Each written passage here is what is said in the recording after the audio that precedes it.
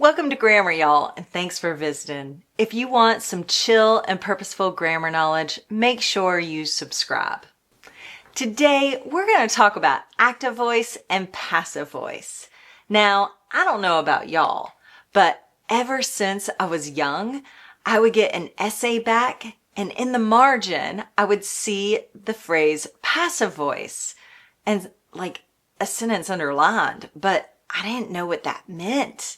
Every once in a while in class, I would get an explanation of what passive voice was, but it looked a lot like this.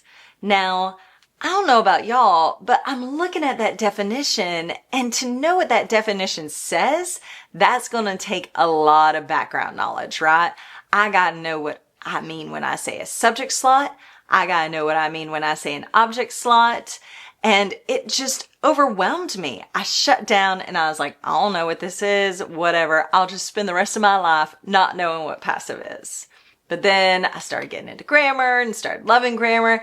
And I realized really quickly the definition of what passive voice is a whole lot easier than what we teach students. So today I'm going to show you 2 quick hacks for how to quickly identify passive voice in your writing. And then I'm also going to argue that passive voice is not always a bad thing. So there are 2 ways we can identify passive voice in our writing or in others' writing.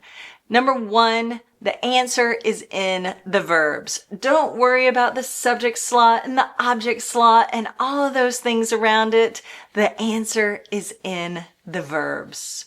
The second way we can always identify passive voice is through something called a by construction. And we'll talk about both of these in detail. So let's talk about the verbs first. It's a really simple construction that is a telltale sign of passive voice. You have to have 2 types of verbs for passive voice. The first one is either a to be verb or the verb got. And the second one is a past tense action verb, also known as a past participle. Same thing, right? So when you have these verbs in a sentence, you have passive voice. It's that easy, y'all. Can you believe it? The other way you can always make sure that you have passive voice is through something called a by construction. So if you are unsure about whether a sentence is passive or not, you've seen the verbs and you're like, it still doesn't feel like passive to me, try this by construction. At the end of every passive sentence, you can put by zombies, right? And I gotta tell you, students love this construction. They think it is hilarious. So we can say that the cake was eaten by zombies. Anita was driven to the movies by zombies. The olives are imported by zombies. This all makes sense. So if it makes sense, then it's passive. Now, I will say, as we see in these sentences, sometimes the by construction is already at the end. By the way, the by construction is where the doer of the action lives, just for fun. So you can see in these sentences, we have our to be verb or our got, and then we have our past tense action verb. And sure enough, there's either a by construction in the sentence or we can add by zombies at the end. How wonderful is that? All these years and these confusing definitions and 2 hacks, and we know what passive voice is. Good job, y'all. Now, let's clarify something.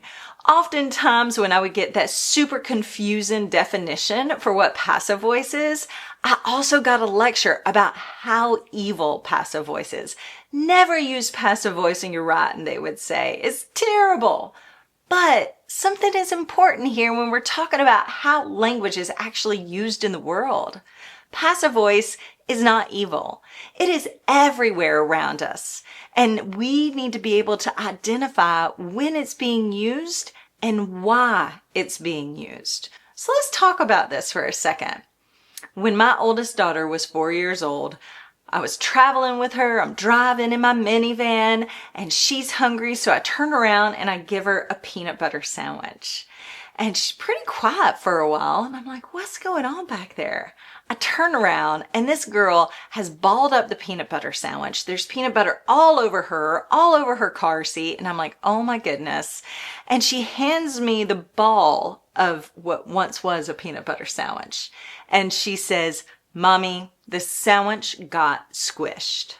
Now, I'm not gonna lie, I had a hard time being upset about the mess that I was going to have to eventually clean up versus the pride that I felt that my daughter used her first use of passive purposefully. Because there's a big difference when a kid says, I squished the sandwich versus the sandwich got squished. So one of the important parts of passive voice that we don't talk enough about is that passive voice allows us to move the focus away from us as the doer and onto the action that occurred, right? Kids use this all the time, as we just saw with the sandwich got squished, and so many other ways. The book got lost. The lamp was broken. Right? All of these ways moves the doer to the end of the sentence, and they can even disappear if we don't have a by construction. I'm not going to lie, smart communicators also use them in relationships, right? So when you say the trash wasn't taken out, it's not like the trash could grow legs and take itself out. There's a by construction. There's a doer at the end there that we aren't saying. We say the groceries weren't bought or the car wasn't filled with gas. Passive voice turns it more into a statement of fact rather than calling someone else out for doing something that you think they should have done. We also have to remember that politicians use passive voice all the time to avoid blame. One of the most famous phrases is, mistakes were made. Well, who made the mistake? We could say mistakes were made by zombies, I guess.